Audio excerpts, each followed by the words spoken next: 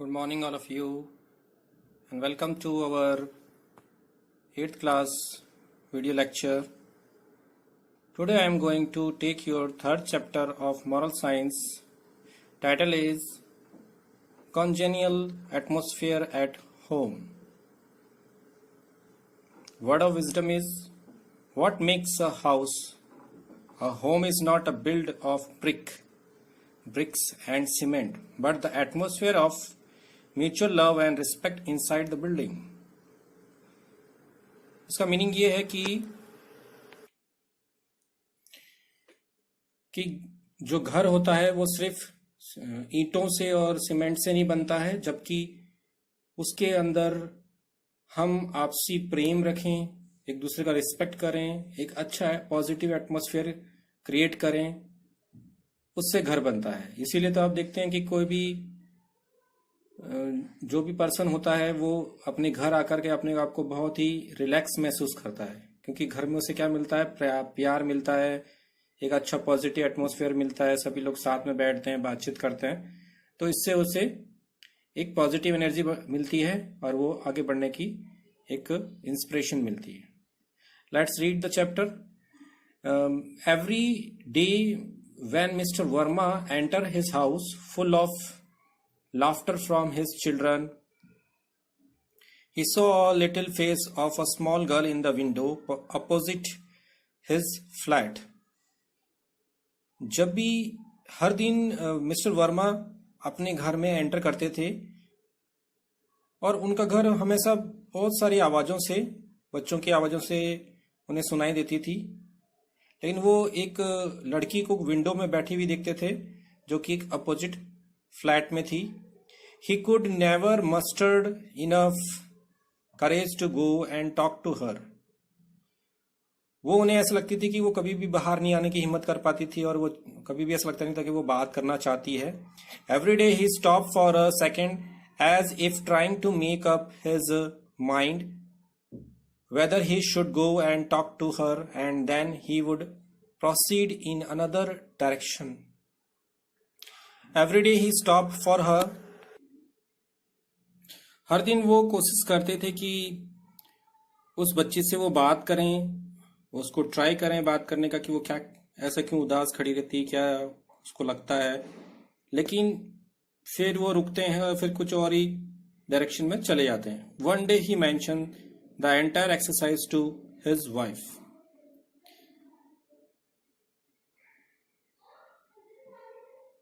एक दिन वो अपनी मिसेस के साथ में ये सारी चीजें जो होती थी उनके साथ में हर दिन वो बातें अपनी मिसेस से करने लगे। He questioned him not to venture everywhere near the house.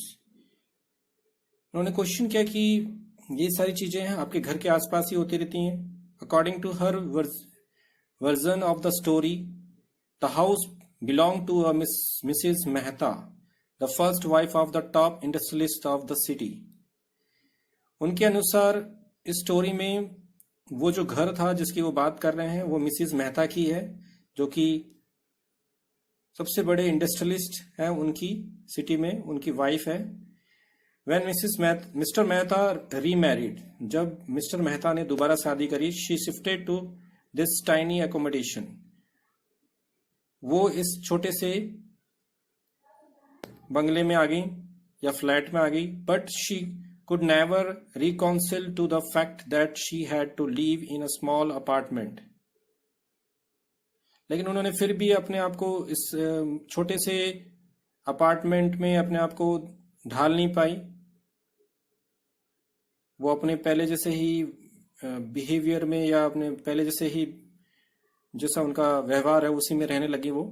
All her frustration and anger was then directed towards the child, और उनका जो गुस्सा है वो अपने बच्चे पे ही निकलने लगा। She did not let her talk और प्ले विद एनी चिल्ड्रन, वो उसे किसी के साथ बात करने नहीं देती थी, किसी के साथ खेलने नहीं देती थी। She herself was obsessed with thoughts of taking revenge with her husband, और वो हमेशा अपने माइंड में सोचती रहती थी कि किस तरह से मैं अपने हस्बैंड से बदला लूं। Thus the poor child was left all alone to amuse or uncertain and entertain herself. तो यहाँ बताया गया कि इसलिए वो बच्चा जो होता है अकेला रहता है, गरीब मतलब प्यारा सा बच्चा, गरीब सा कह सकते हैं हम, बेचारा बच्चा, वो अकेला रहता है और अपने आप ही इंटरटेन करता है अपने आप को. She was the greatest suffer because her childhood was lost in the cross fire between her parents. और ये सबसे बड़ा प्रॉब्लम है कि वो जो बच्चा है वो अपने पेरेंट्स के बीच में ही पिसता जा रहा है और उनकी लड़ाई में अपना बचपन खो रहा है. एवरी इवनिंग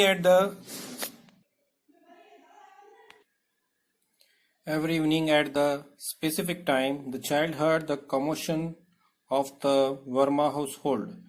हर शाम को एक स्पेसिफिक टाइम पर वो बच्चा जो हमेशा वर्मा हाउस की स्पेसिफिक टाइम में जब वर्मा जी आते थे तो उनके बच्चों की आवाज़ें सुनती थी. When the children happy welcome their father home. और जब चिल्ड्रंस बहुत खुश होते थे उनके पापा जब घर पे आते थे, she would sit on the window and watch the wonderful spectacles. वो विंडो के पास में बैठती थी और देखती थी कि इस बढ़िया से नज़ारे को. She found it to be more precious than all the money she had seen in her little life. ये सबसे इम्पोर्टेंट और कीमती क्षण थे जब कि उसकी लाइफ में इतने सारे पैसे थे तो भी उसको इतनी खुशी नहीं मिलती थी. Oh, how she wished she could also welcome her father in the same manner. Oh, कैसे वो अपने इच्छा पूरी करे कि वो अपने पिताजी के लिए भी, कि पिताजी को भी उसी सेम तरीके से वो उनको वेलकम करे अपने घर में.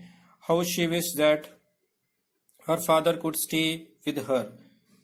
Or her mother could smile and laugh the way she had seen the lady opposite smile and pat her children's heads. किस तरह से वो अपनी इच्छा पूरी करके पापा को साथ में रखे और मम्मी को स्माइल दे और मम्मी जिस तरह से अपने बच्चे के माथे को चूमती हैं वैसे चूमे. He foundation of a happy home in mutual love and respect among all members of a family.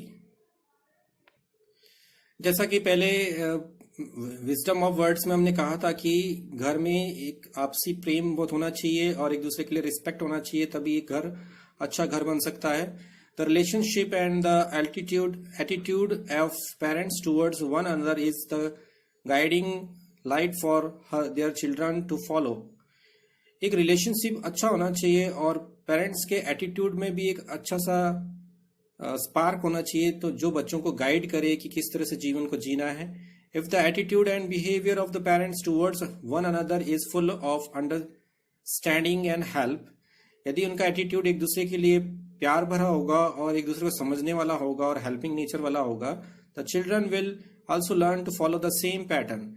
बच्चे भी आपस में सेम सीखेंगे कि उसी तरीके से अपने जीवन में आगे बढ़े. But if there is a mutual distrust and frequent clashes between the parents, the mental framework of their child will also get affected. यदि पेरेंट्स के बीच में ट्रस्ट नहीं होगा और लगातार उनके बीच में लड़ाइयाँ होती रहेंगी तो जो मेन मेंटल फ्रेम है बच्चे का वो भी डिस्टर्ब होगा इससे. The best way for the children would be to forgive and forget all unpleasant things. सबसे अच्छी तरीका यही है कि वो जो भी अच्छी चीजें नहीं हुई उनकी लाइफ में उन सब चीज को भूल जाएं. Said and done during the quarrel as soon as possible.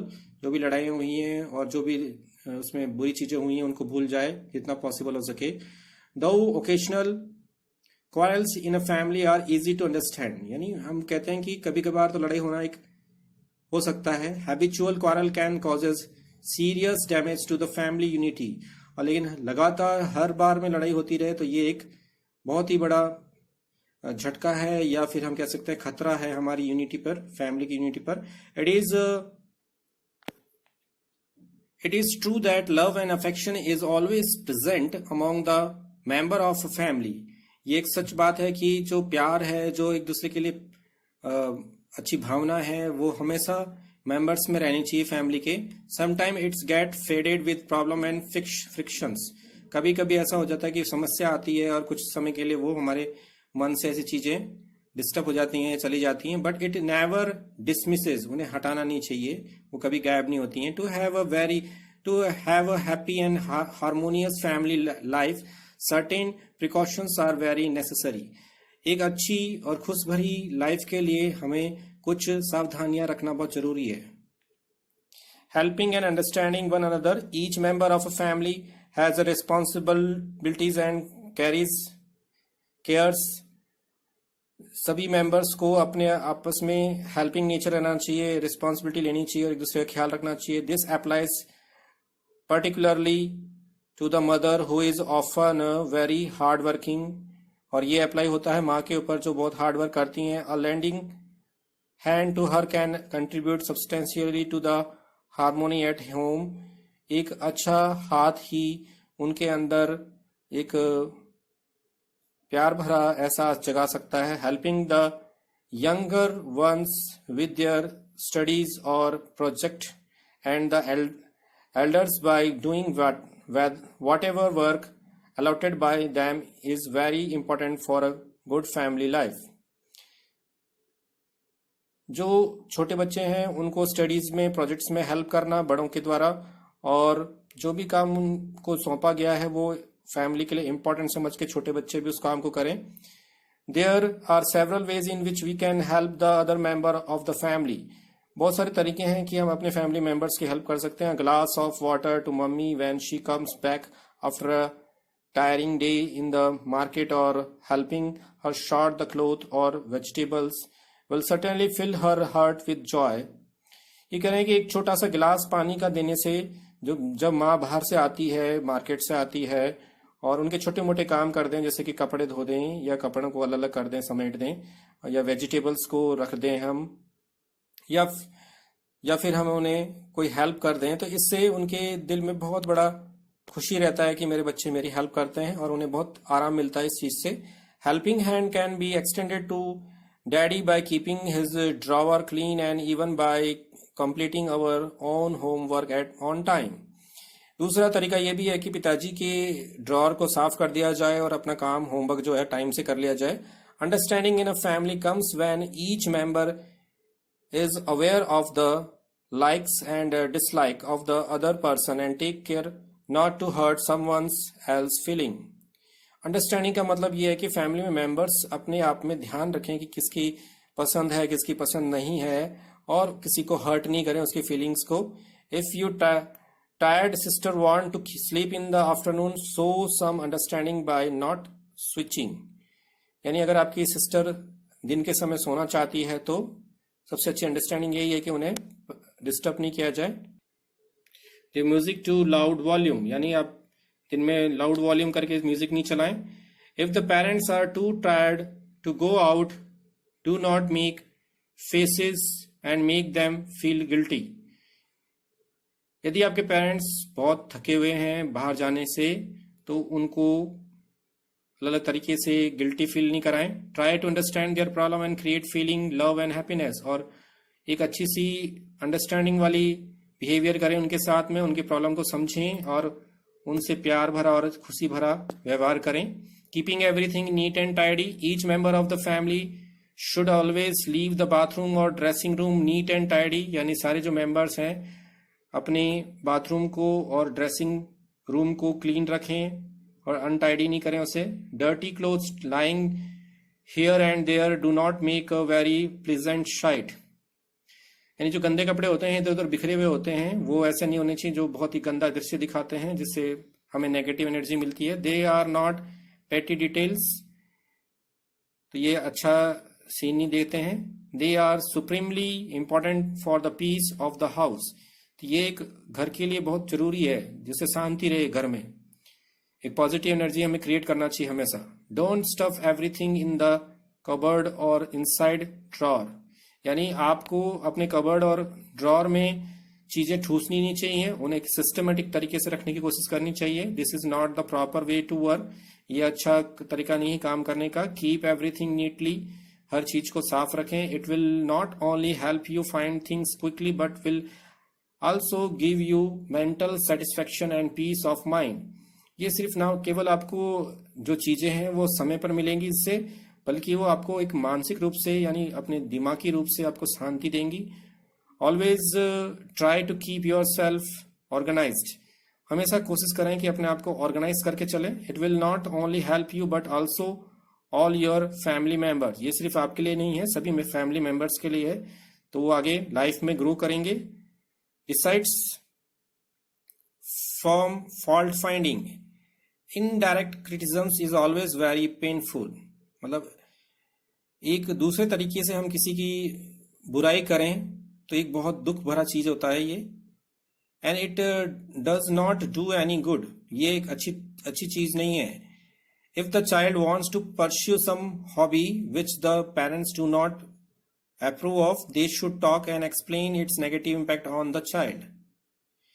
यदि बच्चा कोई चीज को हॉबी में करना चाहता है तो पेरेंट्स को उसके बारे में बात करनी चाहिए, यानी सीधा डायरेक्ट मना नहीं करना चाहिए। अगर उनको लगता है कि ये चीज उसके लिए अच्छी नहीं है तो उसे बैठ करके समझाना चाहिए उसके गलत प्रभाव क्या पड़ सकते हैं।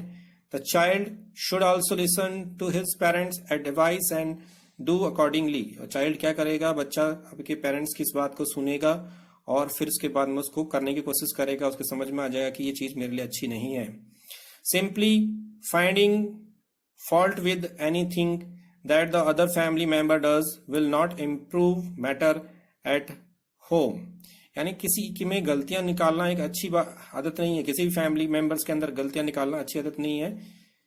If you like to listen to slow classical music but your brother is fond of something fast, do not make fun of his choice. जैसे कि इसमें एक एग्जाम्पल दिया है कि उनका भाई क्लासिकल म्यूजिक सुनना चाहता है और एक भाई चाहता है कि तेज म्यूजिक सुनना चाहता है, तो उसका मजाक नहीं उड़ाएं, उसको उसकी चॉइस को समझें। Respect and learn to enjoy what the other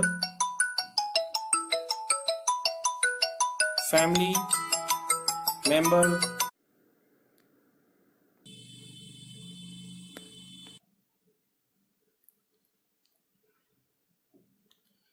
हम अपने व्यवहार को कंट्रोल करें और व्यवहार अच्छा करें, जिससे हमारे फैमिली का भी नाम रोशन हो और हम अपना नाम भी रोशन कर सकें।